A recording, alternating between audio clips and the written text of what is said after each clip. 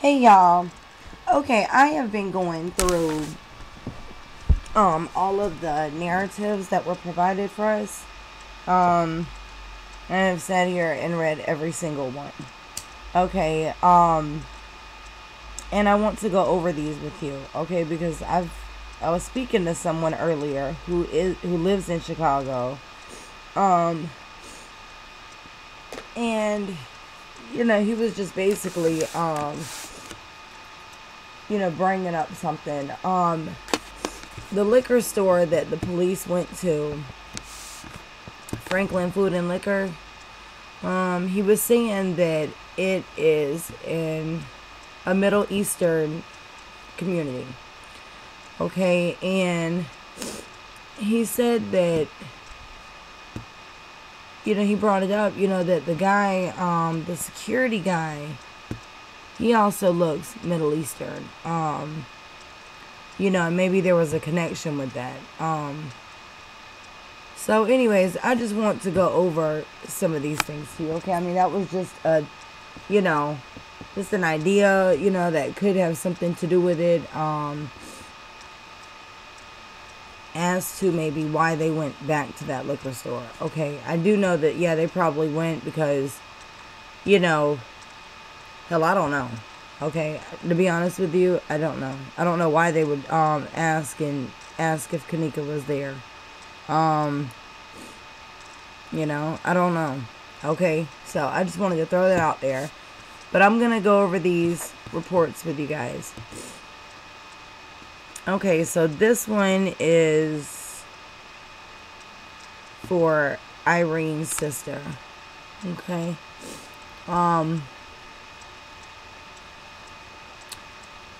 Let's see. Is this the one I want to read?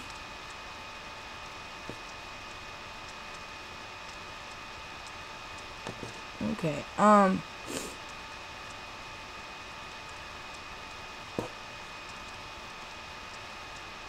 Okay, no, I did not need to go over this one.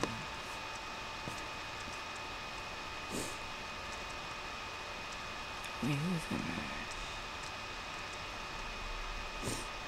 Okay. I'm sorry, y'all. Okay. Alright, so I'll go ahead and start with this one. Okay. Let's see. Okay, yeah, this is the one for the Franklin, from the security guy from Franklin Food and Liquor. Okay. On the morning of September 20th, 2017, at approximately 10:15, the security guard from the liquor store came to Rosemont Police Station for a non-custodial interview. The following is in summary, not verbatim. I asked blank to confirm his address and contact information, which he advised he had just moved. I asked him who he currently works for.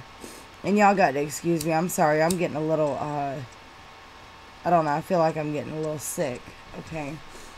He stated that he works for Reliance Security Services for the past 7 years.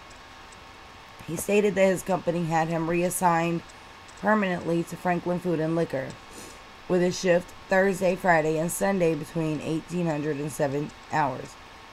I then asked blank if the guards are inside or outside. He stated they are outside the store about 90% of the time. This is to assist with traffic control during heavy peak hours and to help diffuse potential situations and avoid conflicts between rival gangs. I asked him if checking IDs is part of the security guard duties. He stated that they would only check IDs if they believed the subjects were underage. He then continued that the owners, managers, and clerks would check IDs at the time of purchase at the counter per Illinois law. I asked him if he recalls any of the customers that were at the store. He stated that he recognizes the regular customers that come to the store during his shift hours. I asked him who the cashiers may have been on the night of the 8th, and he stated he believed the cashiers were Mo and Pops. He stated that those are nicknames and that he does not know their actual name. When asked if he might be willing to view photo lineups to see if the persons may have been in the store on September 8th, he stated yes. When asked about the store's video surveillance camera, he stated that he is not familiar on how to operate. He knows that video is deleted by the 6th day due to there not being enough memory in the server. When asked if Jenkins may have been in the store, he thought that it may have been possible for her to have been there. He mentioned a shooting that occurred in the past 2 to 3 weeks in which Jenkins may have known both the male offender and female victim. Blank was unable to provide any further specifics about the incident, but stated it was in the news. I concluded the interview. He administered photo lineups, and nothing further. Okay, now, how odd, why would he assume or think or know that Kanika possibly knows these people? I mean, you know, you're in Chicago, you're in a city. How do you know that this girl knows the victim and the offender? You know, how would you know that unless you know her or know of her or know something, have had some kind of communication, some sort of contact? You know, it's just, that struck me as very odd. Okay. They go in there asking if she's come into the store buying liquor, and he brings up a shooting in the past 2 to 3 weeks. What the heck does that have to do with her being in the store? Nothing. Okay. You know, I don't know. It seems very, very fishy. Okay.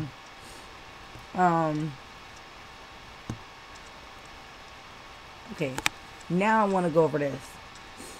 All right. This is the security guard from Crowne Plaza. Okay. On the afternoon of the 18th, I conducted a follow-up interview with blank at the I'll just say security guard, with security guard at the Rosemont Police Station. The interview began at 14:46. It is in summary and not verbatim. I asked security guard how long he had worked for Capitol Security. He stated he has worked for the company for approximately 6 months as a floating employee between Crowne Plaza hotels. I bet. I asked security guard if he completed incident reports as part of his regular duties. He stated that he only completed reports when the issue is a big deal. I asked him what a big deal would be. He was unable to provide me with any examples. I then asked security guard if he had received any calls for noise complaints. Security guard stated that between 2 and 2:30 on September the 9th, he received a noise complaint via complaint call via radio from the front desk. I asked him if anyone went with him. He stated that he responded to the room 926 alone. Sorry, y'all, I had to get a drink. He continued that when he exited the elevator, there were 2 black male subjects in their early to mid-20s on their cell phones. He told them that the front desk received complaints that they were being too loud. One of the males stated that he was responsible for the room host. He recalled that one of the men texted someone in the room to open the door. When the door to the room 926 opened, a black female subject wearing big glasses opened the door. He continued that there was another black male in his early 20s that was standing behind her. He stated that he didn't enter the room. At the door, he could smell marijuana smoke, and he also smelled alcoholic beverages. I then asked security guard if he asked the group to refrain from smoking. He stated that he did not. One of the male subjects stated to him that old people call the police. He told security guard that he was young and asked him to take down his phone number to call if there were any more noise complaints. Security guard stated that he did not write down the subject's number. He stated that the two guys in the hallway went back into the room and closed the door. I asked security guard when they normally call the police for noise complaints.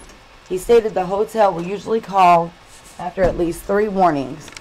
I asked if the hotel usually does, shit, I'm so sorry, y'all. Hold on, y'all, I'm sorry. I just took my eyes off the computer for just a quick second. Damn. Shit. Oh, I asked him if the hotel usually does an instant report for noise complaints. He stated that they didn't unless someone gets kicked out. Yep. Security guard continued that after 3 o'clock, he distributed folios to various rooms. The front desk, and we don't know what the hell this is. The front desk what? The front desk clerk, the front desk manager, the front desk what? Why would they have that blacked out? That's what I don't understand. It's one thing when you have names blacked out, but why is their title blacked out? Okay. The front desk, whatever, called over the radio that 3 girls were walking on the 9th floor. Okay, now, I got a question. How in the heck do they know that anyone was walking on the 9th floor? How do they know how many people it was? And why was it a problem? They're guests in the room. They paid $100 a night to stay there. And you mean to tell me you can't walk on the floor that you're staying on? Okay? Now, there's no cameras. Okay, there's no cameras on this floor. There's no cameras on any of the floors. From what it looks like, there's only cameras on, like the lobby floor and the first floor and the lower level. That's it. All the other floors have no cameras. Okay? And that has been proven. A lady walked through there and looked. There's no cameras on that floor. So how do you know someone is walking on the 9th floor if there is no cameras? Okay? And why would it have been a problem? Why would he have had to get notified? So when he made contact with them, one of the females stated that she was looking for her sister. He was told to tell the group that they either needed to return to their room or go to the lobby and wait there. She stated that the group would have to speak to the front desk about reviewing any cameras. The group then returned to their room. I'm sorry, the security guard stated that he told the group, yes, they would have to speak to the front desk about reviewing cameras, and then they all returned to the room. Okay, oh, let me address this real quick. I know on one video I saw, it said something about, they didn't know what a folio was, okay? When it said that he was delivering folios to rooms. What time was that? Like 2:30? Let's see. Yeah, oh, I'm sorry. 3 o'clock. He distributed folios to various rooms. Okay, it's 3 a.m. Do y'all know what a folio is? Okay. A folio is this. This is a folio. It's a guest folio in a hotel. Why does somebody need this? This is like a receipt. Okay, this is not something that people need delivered to the room. Okay.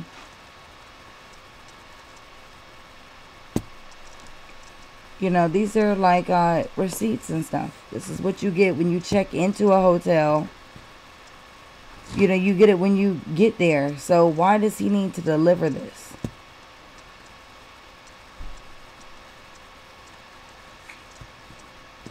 You know, and if it's something like this, that's something that you pay when you leave, you know, or whatever. Why would they be delivering a folio or anything for that matter at 3 a.m.? Okay, if they do deliver it, wouldn't you think it would make a lot more sense for them to deliver that in the morning? You know, like later than 3 in the morning. Okay, I think that's a little odd. Okay, so I just wanted to show y'all what that is. Okay, so let me go back to this next one. Okay. So they all went back to the room. The security guard was asked if he had any conversations with the subjects in room 926 about taking smoke detectors off the wall or covering the smoke detector with towels. Security guard denied this. I asked him to estimate the number of individuals in the hotel room. He stated that there were at least 10 people in the room because they were rapping to a song. Okay. How do you know it was at least 10 people? How many people does it take to rap? I could rap by myself. You know, I could have somebody else rapping with me, but why does it have to be at least 10 people in the room because they were rapping to a song? Does that make any sense to y'all? Because it makes no sense to me. And I know that if I was a police officer and I'm interviewing someone and they give me a stupid statement like that, I would want them to elaborate on what they mean by that and how do they know that, okay?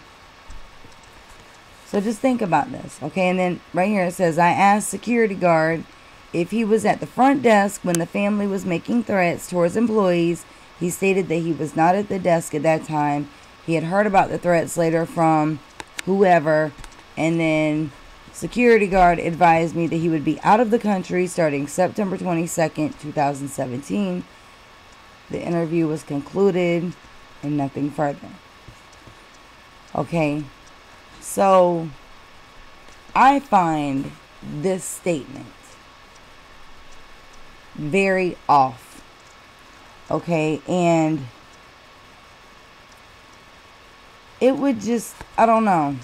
I you know, we know that we know that the police, you know, they're all covering up for this. But how in the world do they actually expect? But I guess they feel like we're not going to read all this. They should already know this by now. They know we're going to look into this and read everything that they've presented to us. Okay? And, you know, it's just, I don't know how stupid that they think that we actually are to believe that. Because it sounds, all of that sounds ridiculous. Okay, I've never been to a hotel and security comes to the room. Well, I don't know. I can't really say that. I don't know what they'll do. I don't know. You know, if they smell marijuana and stuff like that. I don't really know how they would react. But however, with this being, okay, this was actually a non-smoking room. And hang on, I don't have the receipt. The receipt that showed, I do have it, but it's in my email somewhere. And I might have downloaded it, but I don't have it prepared for this. But on the receipt, it shows that they rented a non-smoking room for 2 days. Okay, from the 8th to the 10th. Check out on the 10th. So at a normal hotel, first of all, you go to, if you're in a smoking room, they might not say anything, you know, just because they don't see you doing it. But if you're in a non-smoking room and you're smoking anything, they're going to say something. Okay, and hotels charge you. They might charge you. Okay? Especially if they're catching you, if they smell it. So that right there should throw up a big flag that this hotel ain't normal. Okay? They let you get away with stuff. This is what they do.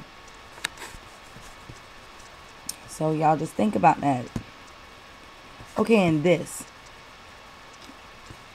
Does anybody know what the heck this is for?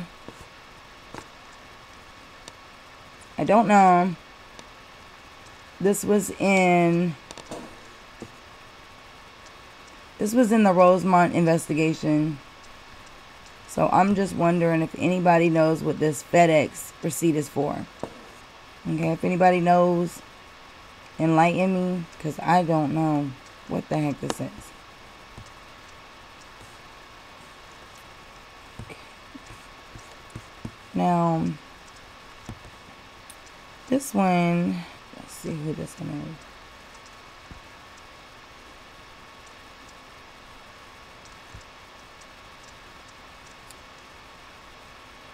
Okay, sorry y'all, I'm just trying to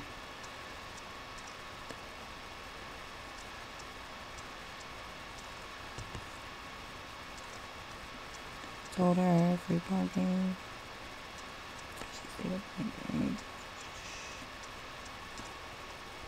Okay.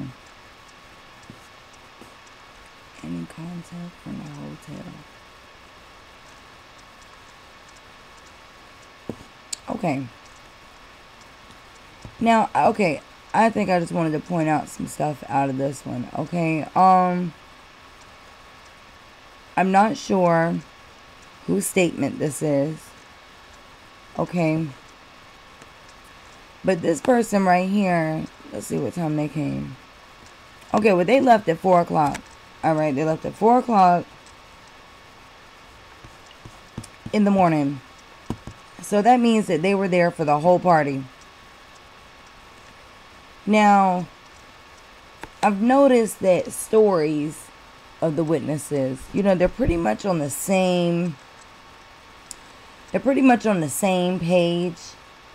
And a lot of them are the same. Like, they all say the same thing. May not be word for word, but they do say the same thing. They stick with the same story. Oh, it was a pretty chill party. It was real relaxed. Kanika was intoxicated. Like right here. Oh, I saw Kanika drink a cup at first. But then later on, I observed her drinking straight from the bottle. Hennessy straight out the bottle. Okay. So, a lot of people said the exact same thing. She drank a cup at first, but then they saw her drinking straight from the bottle. Alright. So, just remember that, okay? Because then there's going to be other ones that say she didn't have much to drink. This and that. All this stuff, okay?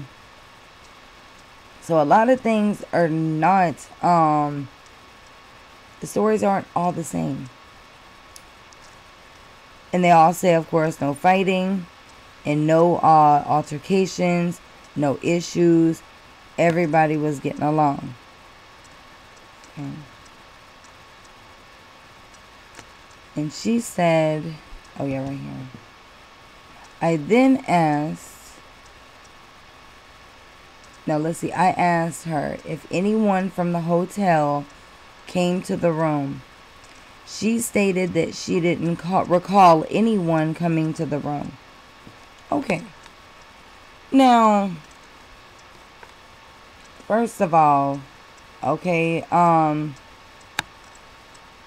the video, when that security guard came to what they say is the manager, when the security guard came to the room and told them to quiet down, okay, what did they do? They yelled for it to quiet down. The music stopped and everybody got quiet.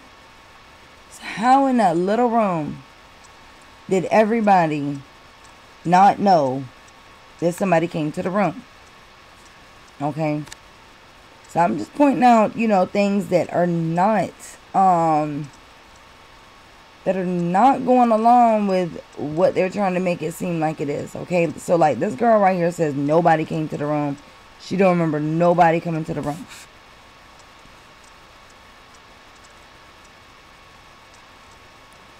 Okay, so the come down.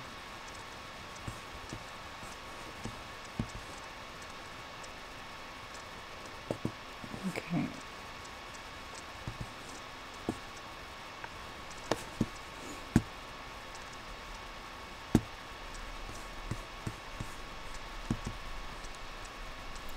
Alright, let's see which one this is.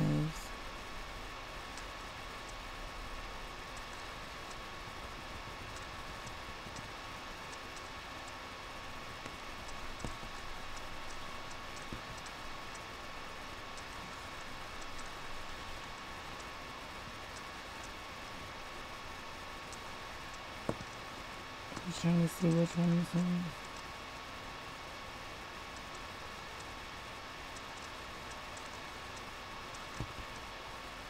Oh shit, that's the same one. I'm so sorry, y'all. I was wondering why. Let me just close this out. Okay. Now,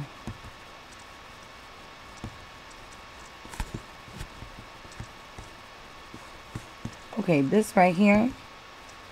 See, this right here shows when they got there. Well, when the room was rented.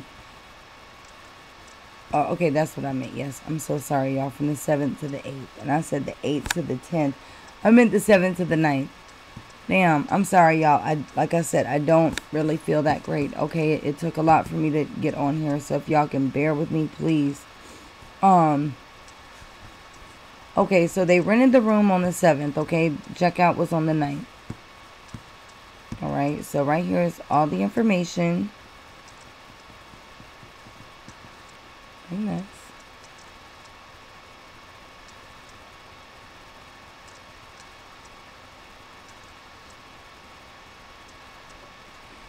Okay, now I wanted to bring up, they had also went to DoubleTree. Okay, they went to DoubleTree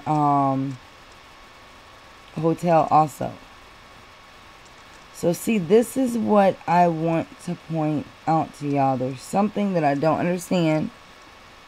Okay, there's a lot that I don't understand in this whole situation.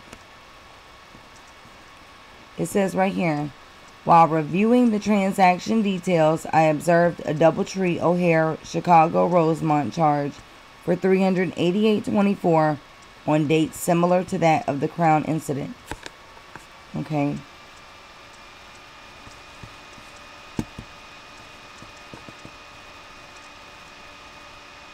And on the victim, let me see. There was actually a victim at DoubleTree Hotel. And it was a white girl. I don't know if she had brown hair, blonde hair. I don't know. I think she was blonde hair. White girl at DoubleTree Hotel who had a victim report in this file. Okay. And if y'all want to see it, I have it on my video that says four bodies or 4 victims. It's in there. Okay, it shows the victim list.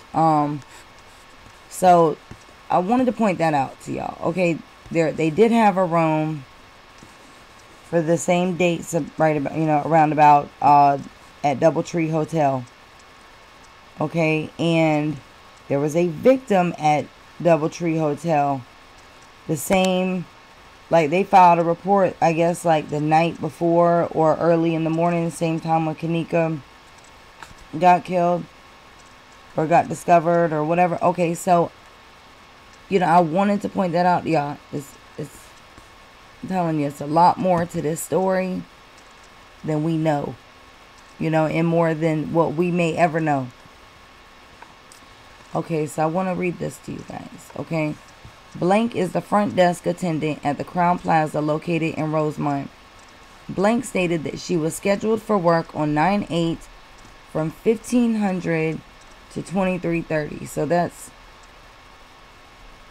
let's see, 8, that's from 3 o'clock to 11:30, okay, p.m. 3 o'clock p.m. yeah, to 11:30 p.m. Sometime during her shift, she remembers the two subjects walking up to the front desk asking about possible available rooms. I want y'all to catch this, okay? She stated that one could have possibly been a transgender and the other was a black female, or a female black wearing a Walmart uniform. She stated that they were looking for booking a room for 2 nights. She stated they provided a New Jersey driver's license, that the photo on the driver's license matched the female wearing the Walmart uniform. She stated that she reserved a room for them for 2 nights and entered the name and address from the New Jersey driver's license that they provided her with. When they swiped the card for payment, it was declined. She stated that they used a different card and that was also declined. She stated that since both cards were declined, she could not provide them with the key cards to the room. She stated that they will be back with a different means of payment and left. Okay, so I want y'all to just catch this, okay? It says what? On the 8th. Okay. On the 8th, these people came in asking about a room, okay? But however, on the receipt and on this right here, that the police gave us, okay, whatever, like the credit card information and stuff, they arrived on the 9th, and their departure date was on the, I'm sorry, y'all. They arrived on the 7th, and they were to check out on the 9th, okay? And it says the same thing on the receipt, from the 7th to the 9th. So why is this lady saying on the 8th they came in and checked in, okay? Oh, let me go right here. I guess that's the same thing. Oh, here's another one. Okay, this is with another front desk. Blank is the front desk attendant at the Crown Plaza located in Rosemont. Blank stated he was scheduled for work on 9/8 from 15 same hours. Sometime during his shift, he remembers 2 subjects walking up from the desk asking him for 2 rooms. He stated when the 2 female blacks walked up to the desk inquiring about the room, Blank told them she had already made a reservation for them under Blank and they left due to their card being declined, and they were going to come back with a different means of payment. He stated that he brought up the reservation and the 2 black females provided him with a New Jersey driver's license. He verified that the name on the driver's license matched the name under the reservation. Once the name was verified, the 2 black females swiped a card and a payment went through and provided them with a key card to room 926. Both front desk employees stated that if they saw the 2 individuals again, they would be able to identify them. Okay? So they're both saying the same thing on the 8th, but they're saying on the 7th, okay? Now, there's one thing when you have a reservation, okay? It does not show up as your arrival date. You can make a reservation a month in advance, and that's not going to show up as your arrival date. Your arrival date is the day that you get there. That's your check-in date, okay? So we got 2 people who say the 8th, but yet the paperwork says the 7th. So somebody's off.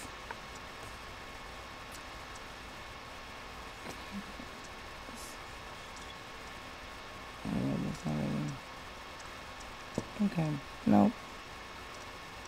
Okay, so this right here says, oh, this is from the Franklin Food and Liquor. This is from another employee. On the afternoon of September the 14th, I conducted a follow-up at Franklin Food and Liquor. At that time, we spoke with Blank, who stated the following in summary. He was not working at the store, Franklin Food and Liquor. on the evening or early morning hours of September 8th to September 9th. He provided us with the first name of the security guard, blank, who was working that night, as well as a possible phone number. He also stated that the employee working behind the counter that night was blank. He was unable to provide us with a contact number for blank at that time. A Sergeant Douglas and I then asked about the possibility of looking at any surveillance video. Blank showed us the surveillance video cameras. He stated the system currently only had video retention of up to 5 days. The latest footage he could have available for us to review was from the night at 1700 hours. Continued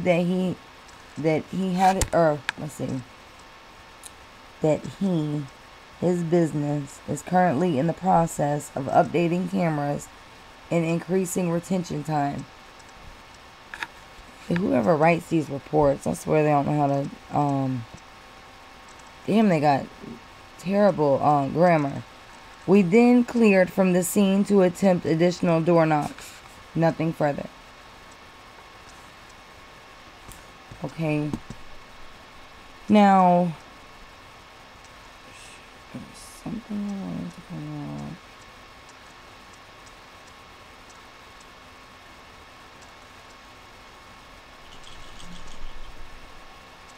out. Okay. Okay, so if they have, it's 7, not 9. Okay. Now, this right here, okay, I don't know if this is how they usually do a death report, okay?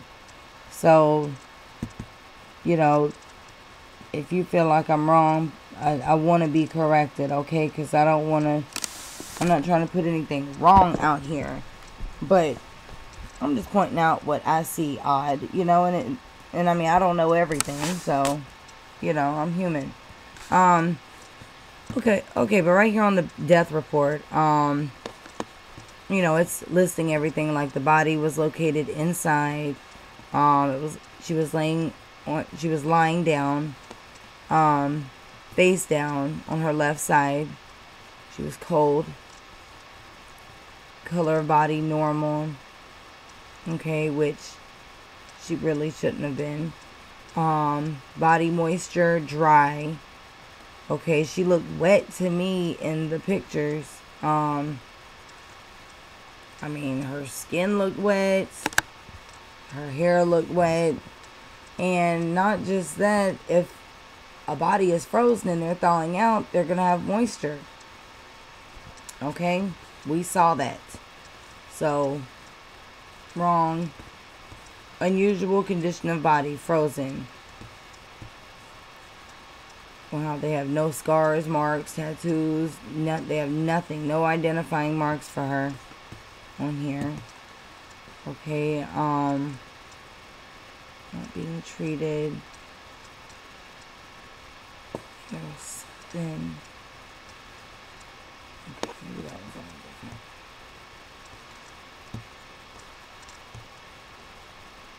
There's something, y'all, that I have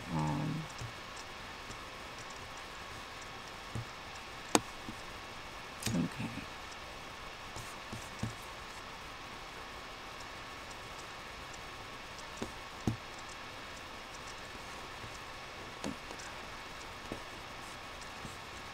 Okay.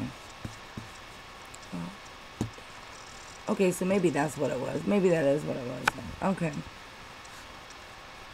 Yeah, the moisture and the tattoos and stuff. Okay, you know, I just found that as being very, very strange. That's off. Okay, so this right here. On the evening of September 12th,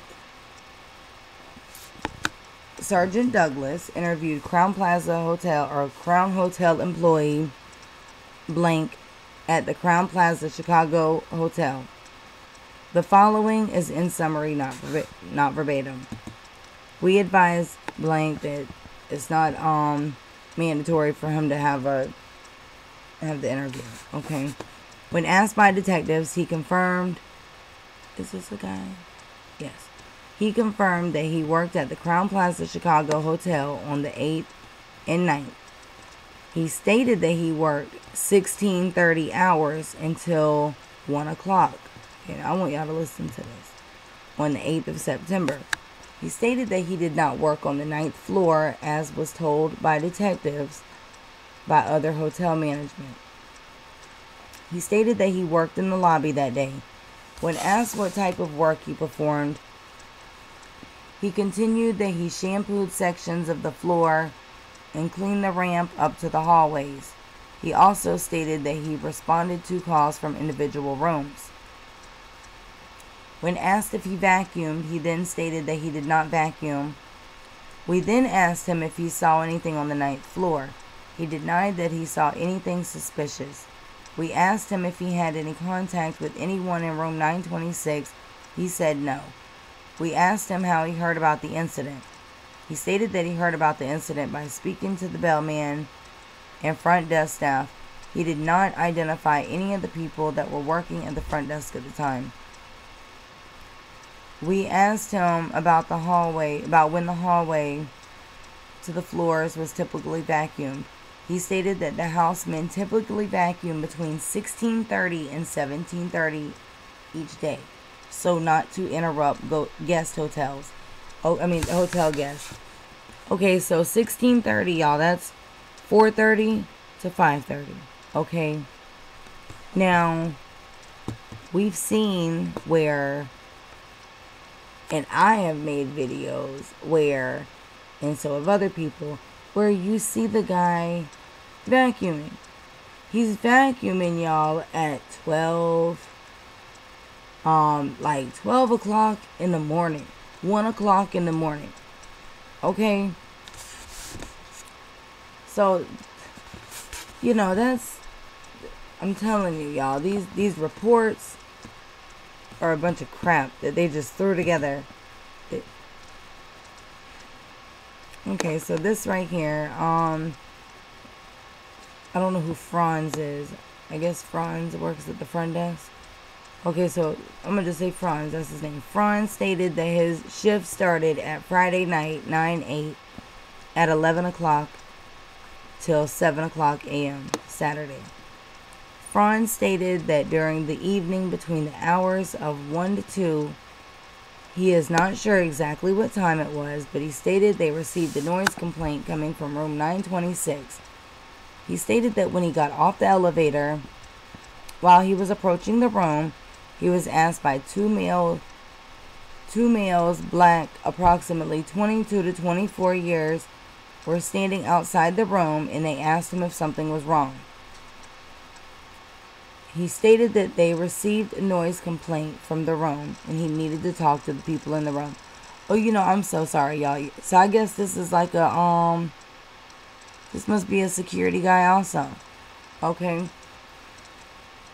He stated that they received a noise complaint from the room and he needed to talk to the people in the room. Franz stated that he asked who the room was registered to and the one black male stated it was him.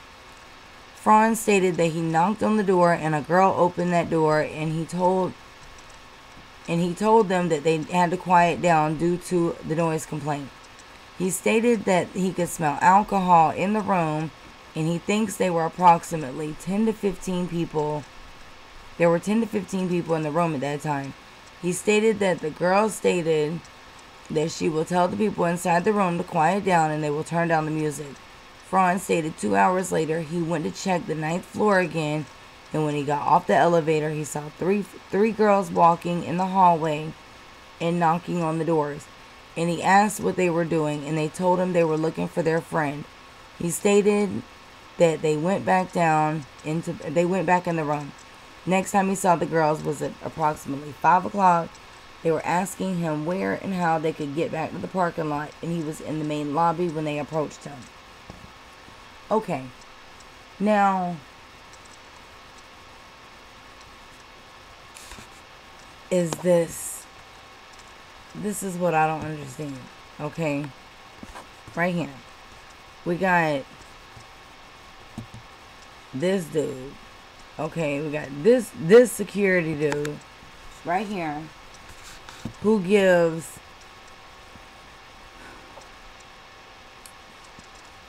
this interview. Okay, so maybe this is the same guy. I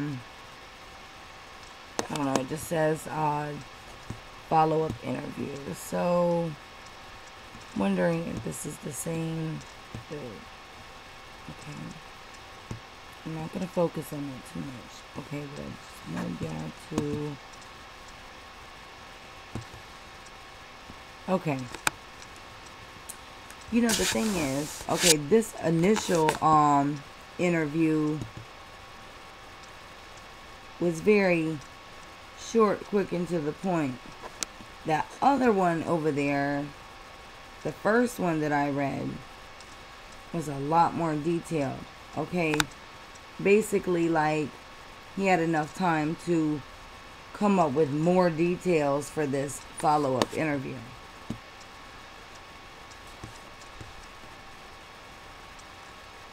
Okay, so this right here.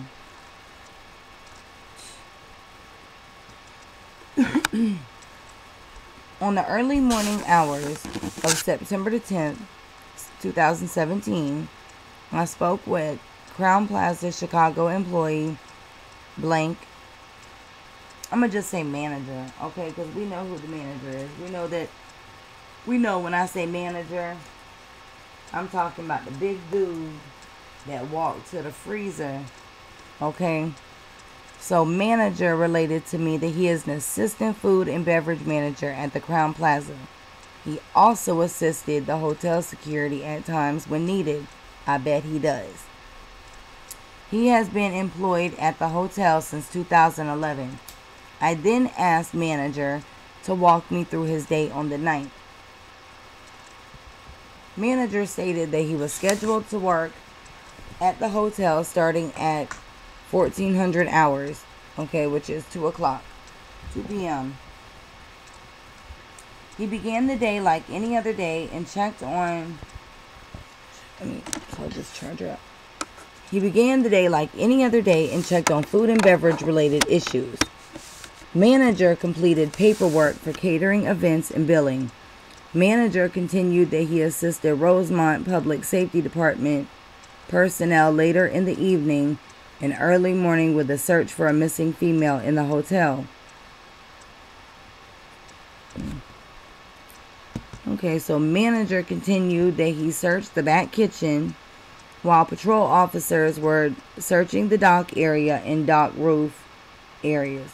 Manager explained that this kitchen was originally a kosher kitchen which had been closed for approximately 2 months as renovations for an upcoming establishment were being prepared. He first checked a walk-in cooler. He explained that there is a second door with a walk-in freezer.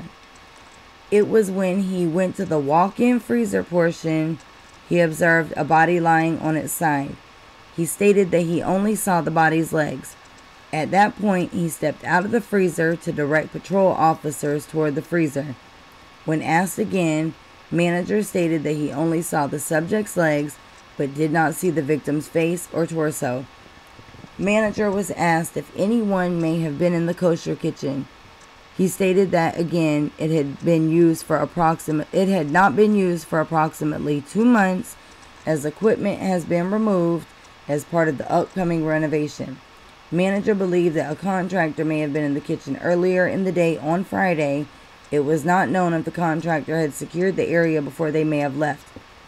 Manager provided me with his contact information and stated that he would be scheduled for work later on Sunday, the September the 10th, at the Crown Plaza. He would be available if needed for further information. The interview was concluded. Okay, so then on the evening of September 17th, they did a follow-up interview with him. I asked manager if he recalled looking at the temperature gauge on either the walk-in cooler or walk-in freezer. He stated that he did not look at the gauge at all. I then asked him again about whether or not the doors to both the cooler and freezer were closed. He was sure that both doors were closed and latched. I then asked him if he recalled if the lights were on in either the walk-in cooler or freezer portions. He stated he could not recall, but that he was sure he didn't flip any light switch on the cooler or freezer. Manager stated he was searching the units with his flashlight on his key ring. I asked him if he knew why the power was still on to both the walk-in cooler and freezer. He stated that the hotel was not using the units, but that they were being leased to the group that was opening the new restaurant in that area. I asked him if he knew the normal operating temperature for the freezer. He stated that he was unaware of what the normal operating temperature was. He stated that he was also unsure of the schedule at which engineering checks the coolers and freezers. He did recall that the cooler and freezer units were cold when he went in. I asked him what his reaction was to finding the body in the freezer. He stated that he never found a body and was extremely nervous. He thought that the police officer searching the area was behind him when he entered the cooler. When he noticed that he was not behind him, he had already located the victim and went outside of the unit to bring the officer towards the walk-in cooler and freezer. Manager again stated that he could be reached by cell phone if we had additional questions. I concluded speaking with him. Okay, now, this right here, let me check this because it's going to sound right. Okay, so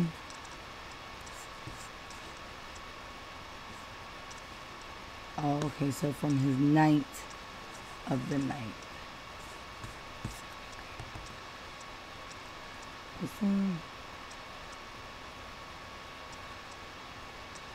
Employed at the hotel, walked me through his day on the night. Okay. Alright, I was checking to see what if anything's wrong. Okay, so right here, I want to show y'all something. Okay, this right here bothers me really bad. Okay, our detective Delacova requested another detective to meet with representatives from the Crown Plaza Hotel and walk the believed path Kanika Jenkins took from the 9th floor to the freezer where she was discovered.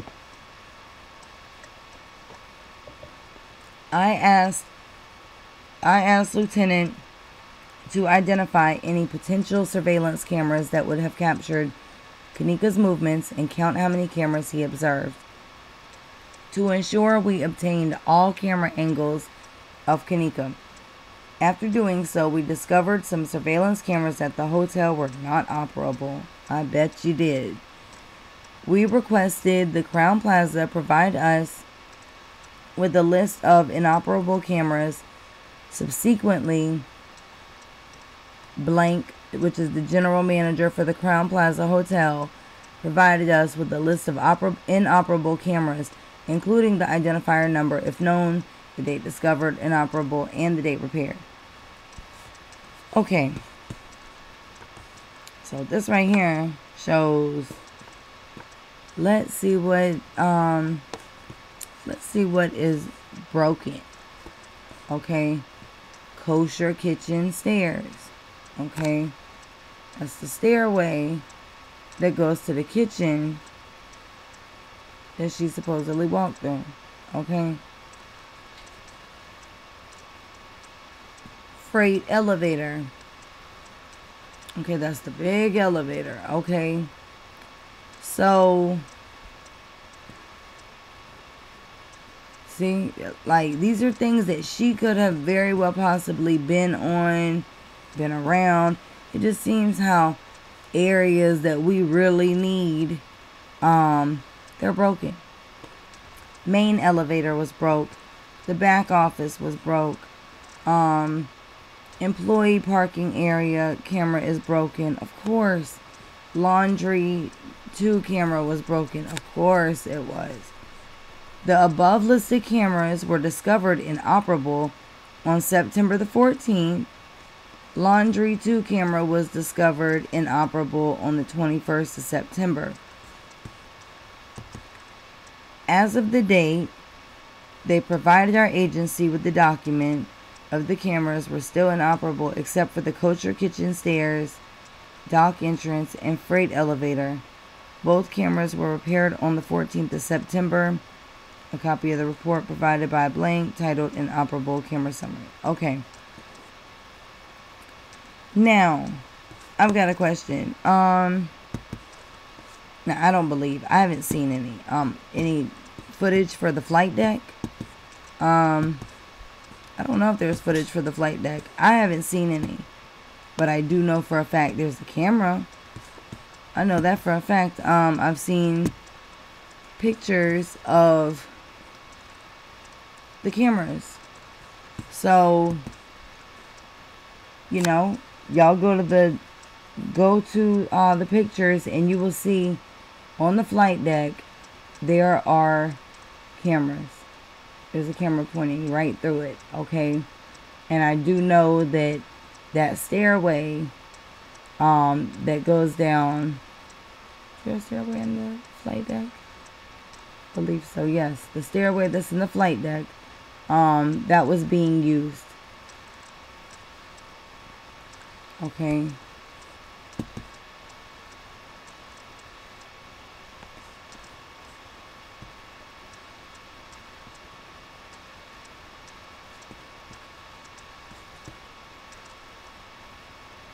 Okay, this right here, y'all, I want y'all to look at this, okay? This right here was very disturbing, okay? Now, okay, this dude, had an interview, okay, it says, on Friday, September 22nd, I completed an interview with blank. He is employed with the Crown Plaza O'Hare Hotel. He worked the weekend of the 8th through the 10th on the second shift from 1,500 hours through 23 hours. His normal routine consists of walking through the building and completing a list of various items. One of the items is to check the freezer and cooler temperature readings. On a daily shift, he receives approximately 10 house calls and 10 guest calls to complete. Okay. So check this. That dude, you know, there were videos saying there was a man in the kitchen with Kanika, and it looks like as soon as she goes over to by the wall, you see a man over there, okay? You see a white man or whatever, maybe Hispanic or something, but a light-skinned man, standing there, and I guess he's got maybe black clothing on, or no, I'm sorry, he has on a gray shirt, I believe.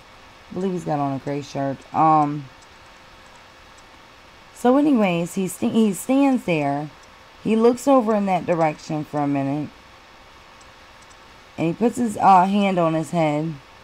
And then he turns around and walks out. Okay. Now, I just want to let you know he was there. Okay. And he was there during these times. I believe he was there at like 20, I don't remember what the time was, but it was before this, okay? And you could see him, he went to, I guess it was like near the loading dock,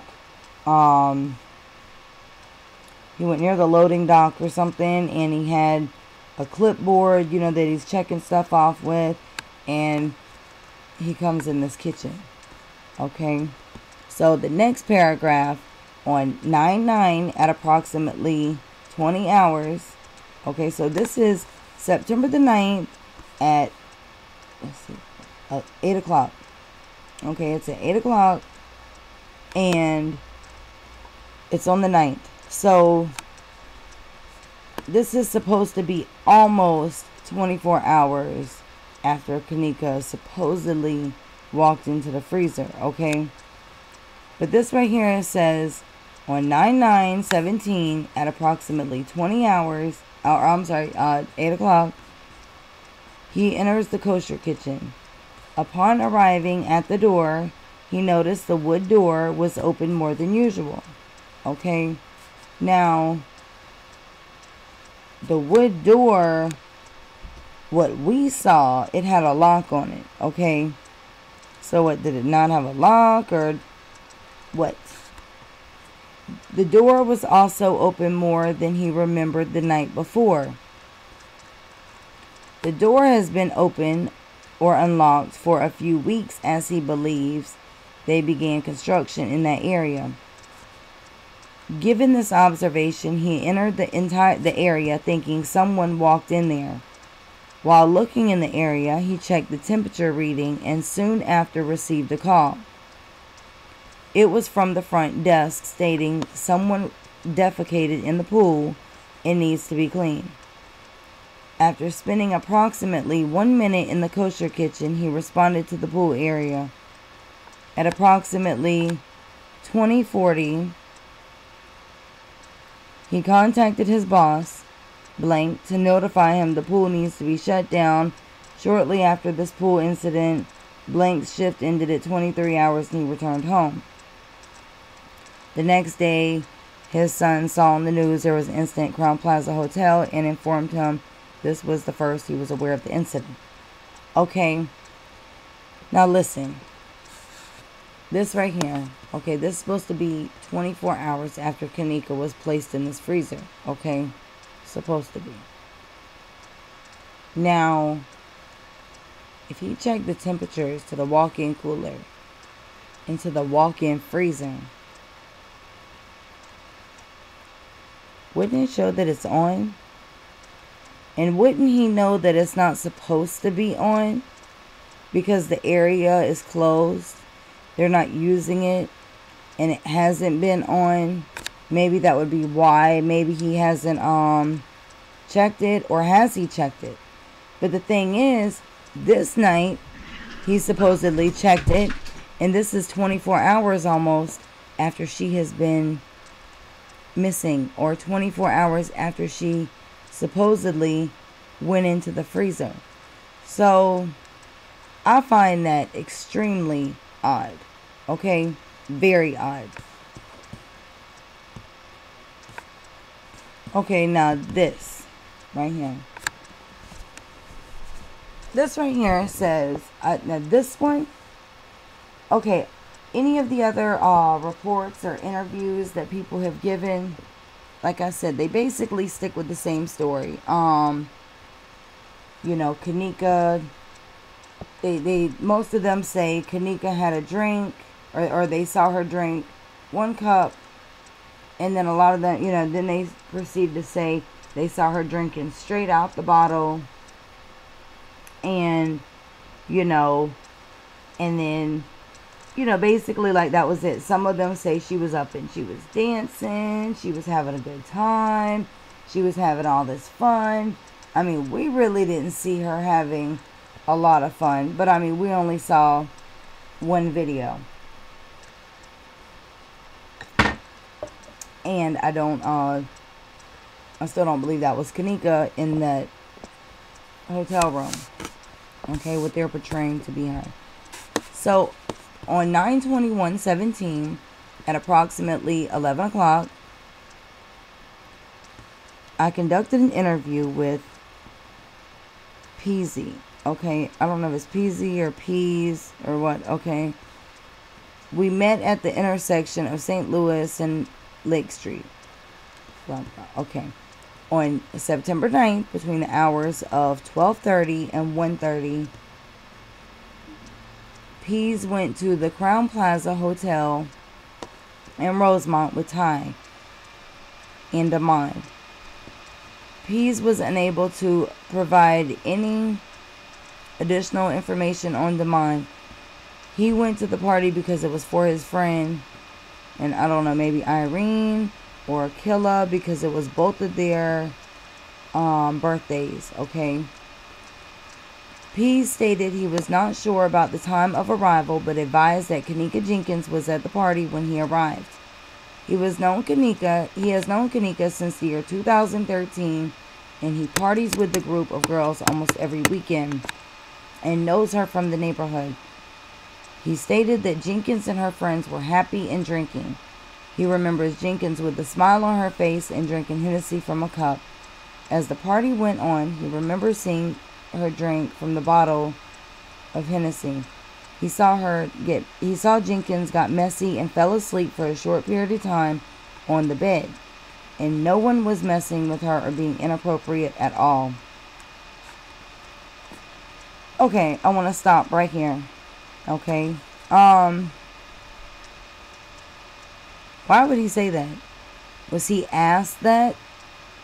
Was he asked, was anybody messing with her or being inappropriate? Was he asked that? Because, it's one thing if you get asked for it. I mean, if you get asked about it, but we don't know.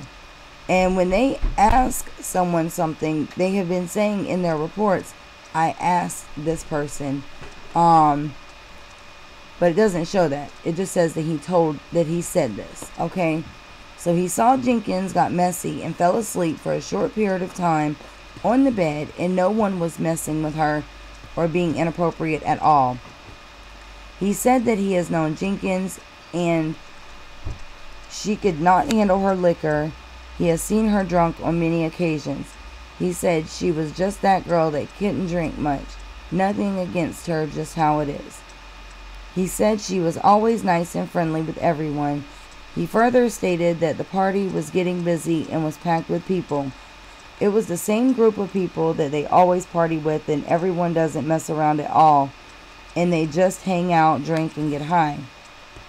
Now, if y'all are wondering who this guy is that they're having the interview, that's the one that was sitting next to Ty in the live video with the odd, green jacket with the white little scully on. Okay, so no one had problems with each other, and the party was just 100% chill and cool. There was liquor, Hennessy, and Remy, and marijuana at the party. He was drinking Remy and smoking marijuana. He also knows that the individuals at the party do pills such as ecstasy, but did not see it at the party. He said, look at the Facebook Live with Irene. Her lips are shaking since she's on pills. He did not know if Jenkins was on or taking any pills at the party or if she smoked at the time, but stated she was drunk. Jenkins was speaking casually with her friends at or near the bed prior to them leaving. He saw that, Monifa and Maya left with Jenkins to go home, and they had no issues. Jenkins was swaying and stumbling to the door and being assisted by one of the two girls. He believed the three girls left around 3 o'clock. He remembers Monifa and Shemaya coming in the room and asking for Jenkins' phones and keys, and exited. About 3 or 4 minutes later, Shemaya and Monifa entered the room and said they could not find Jenkins. The girls left and said they were going back to look for her. The people at the party thought nothing of it. He stated that he thought Jenkins just left with another friend since people were coming and going.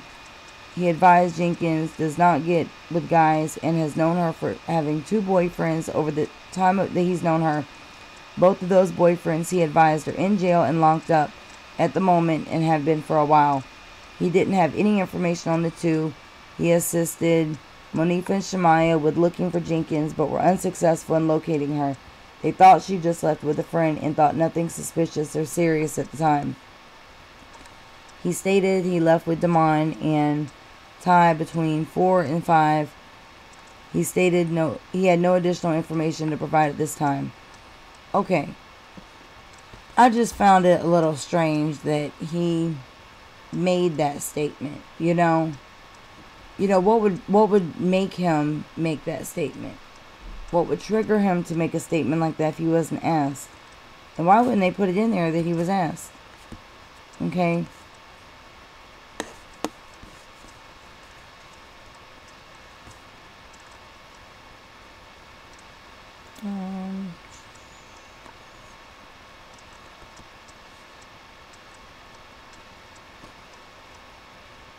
Okay, now this,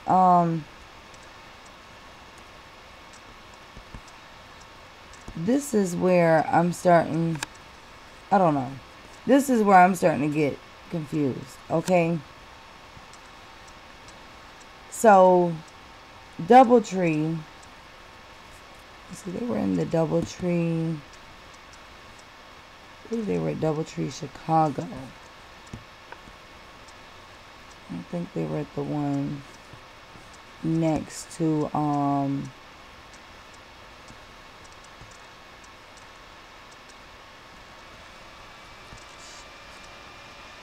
okay. I don't know. I was trying to see which DoubleTree they were at. Okay. It might not be in here. Okay.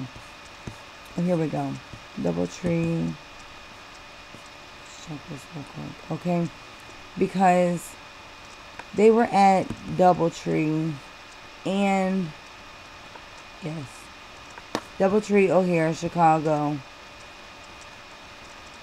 Rosemont. Okay. Now, this text, okay, I've already,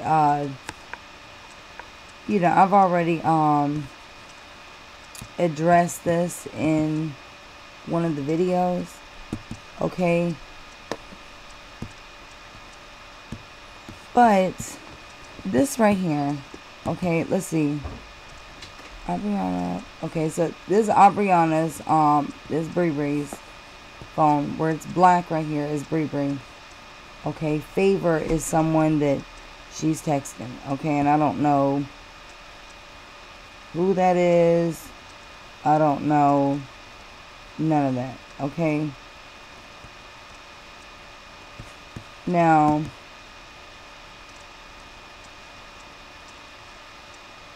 oh, I'm so sorry. Yes, Favor is Bree Bree. Okay, so the black, I believe, the black is just different people. Okay, whoever she's texting. Alright, so it says right here, blank in this conversation is talking to Favor, which is, Bree Bree. Okay, it appears Bree Bree is asking about her plans for the night. Now, this right here says, see,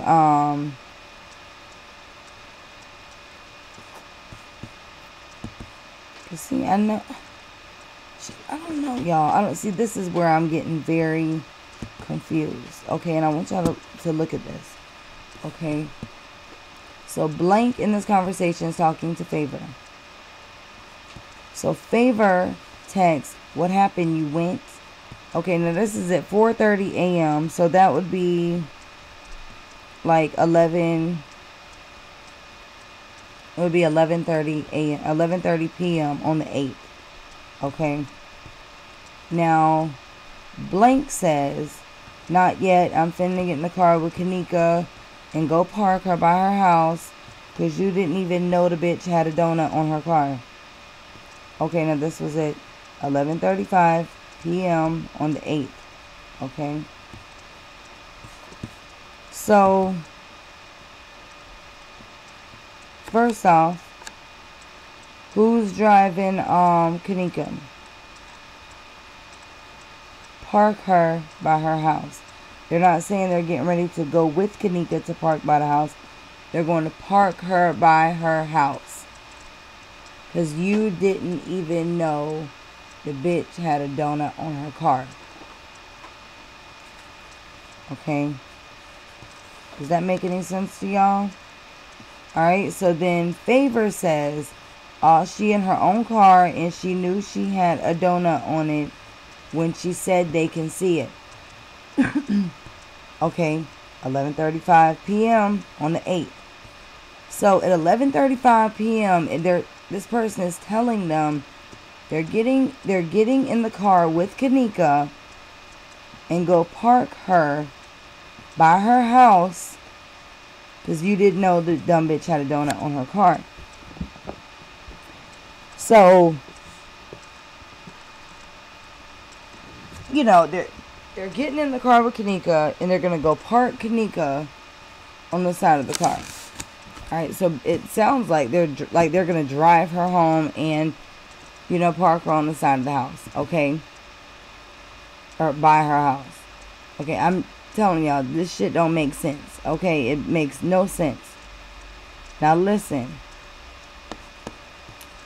The next text, blank says, yeah, if she ain't tell me, I just noticed it myself in that hotel in Rosemont. I don't want to be driving on the E-way like that. Okay? This is still 11:38 p.m. on the 8th. Okay? So, what hotel? Okay? So you mean to tell me they went from Rosemont all the way back home, okay, which is, let me see, because I can't, let's see, Rosemont to Chicago. Let's see. Time.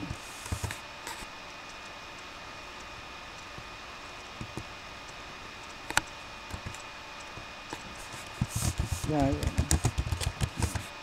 Okay, it takes, okay, yeah, here we go, like I thought, okay, 27 minutes, alright, so, right here, it sounds like they left Rosemont, okay, drove 27 minutes back to Chicago to go park her by her house.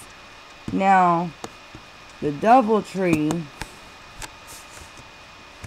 not that, because let's see how far the DoubleTree is. So here to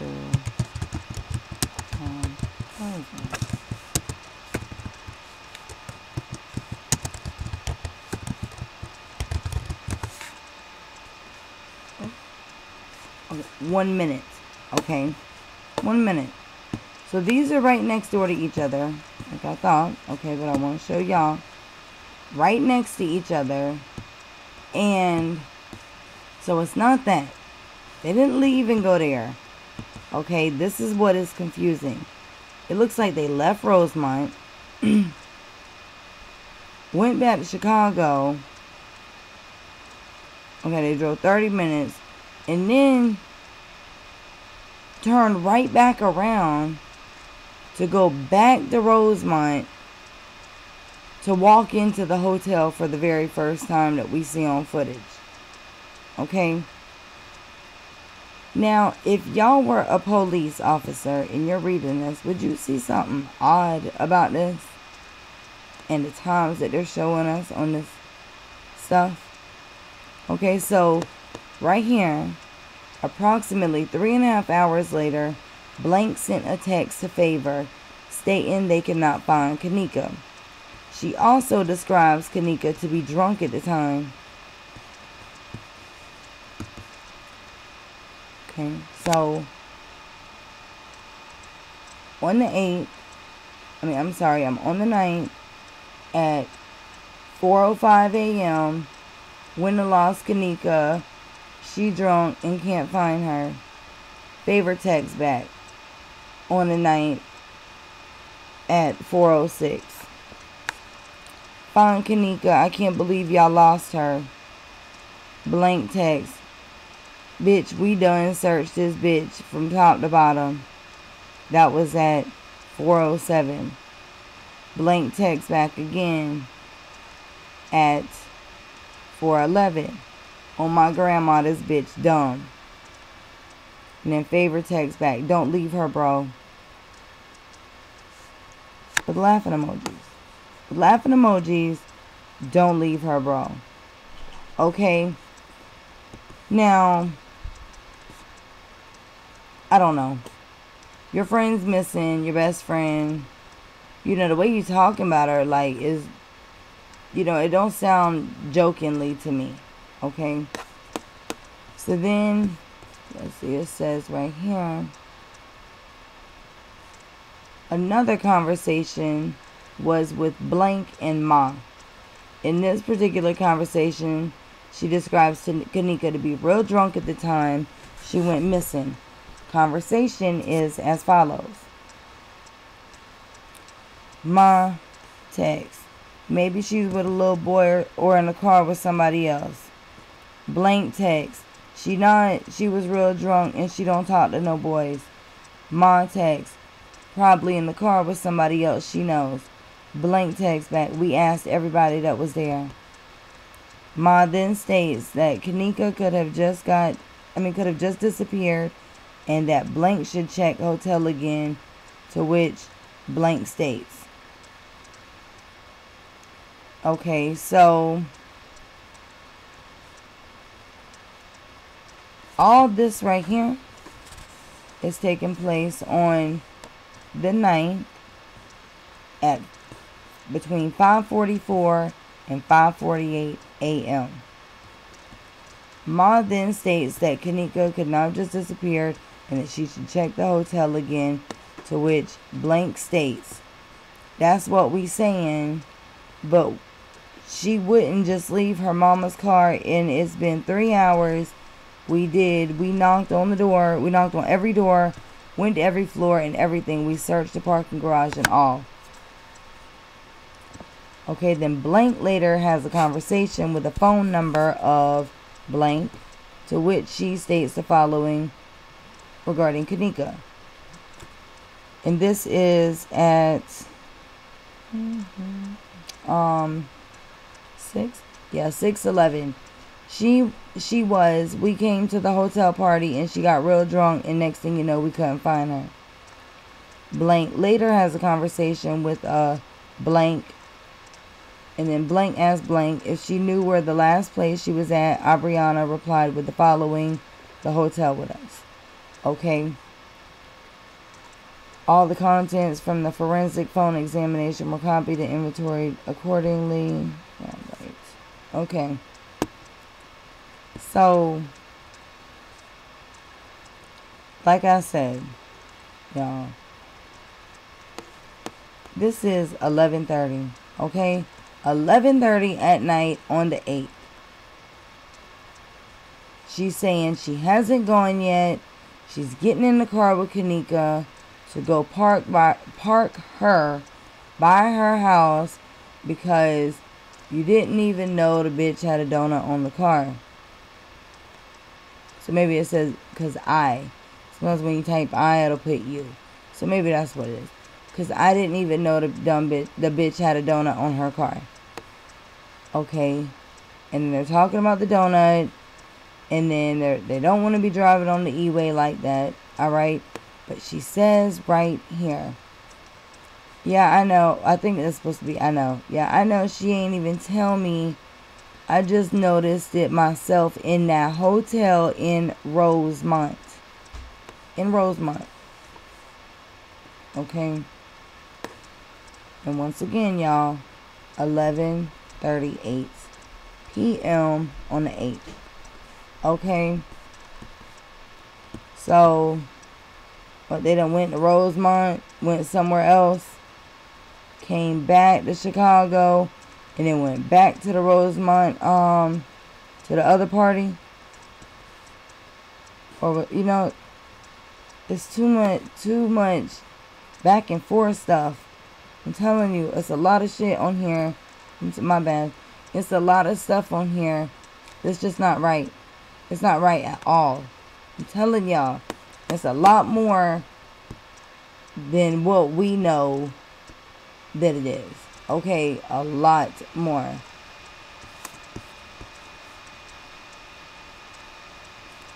There's something I wanted. I did not. Maybe that's how it was. Okay. Well, I've taken up enough of y'all's time. Sorry so long. I don't like making long videos like this. But once I got started reading, I just couldn't stop. So there you go. Y'all got lots of information. And I'm telling y'all, in these reports, it's a lot of things that are wrong. Okay, it's a lot of stuff in here that's wrong, and they're not going to follow up on it because they don't care. You know, but any other police officer that read the reports that I just read to you, you know, it would throw flags up because, you know, it makes no sense. Okay, so I'm going to get off of here, y'all. I have got to go to sleep. I'm exhausted and I do not feel good. So if you've sat on here all this time, I thank you for bearing with me. Leave your comments and feedback below, please. And I will leave my email. If anyone has any information they need to send to me, please do so. And if anyone has sent anything to me today, I'm sorry, y'all. I was working and like I said, I didn't really feel too good. But I will be getting to the stuff that y'all sent. I have been looking at them, and I will be seeing, whatever I might be able to clear up, okay? And I'm also going to check in, like I said, into some new software too, so hopefully I'll be able to find something really good. So I will talk to you guys tomorrow. Have a good night.